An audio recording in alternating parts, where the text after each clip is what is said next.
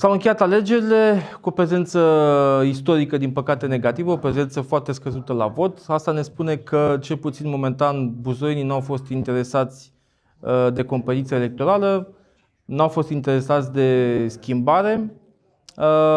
Vedem rezultatele când vor fi centralizate, probabil peste câteva ore.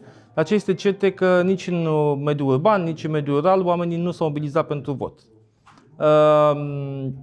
Asta ne spune că trebuie noi, clasa politică, să facem mult mai mult pentru a-i aduce pe oameni la vot.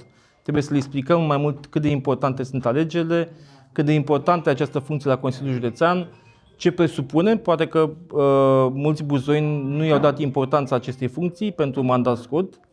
Poate că n-au crezut că aceste alegeri au o importanță în viața lor. Dar acest proiect trebuie să continue de schimbare, el trebuie să continue până în 2028 și sper ca până la acel moment partidele de opoziție din județul Buzău, împreună cu toți oamenii care vor această schimbare, să reușească să-i convingă pe buzoieni că merită să vină la vot în primul rând mai mare în 2028. Buzăul este unul dintre ultimele județe din țară rămase fără a avea o schimbare de garnitură, de gardă, să spunem așa. Schimbarea este benefică și în alegerile parlamentare și locale, pentru că înseamnă proiecte noi, oameni noi, idei noi și atunci, da, cred că în 2028 schimbarea este posibilă.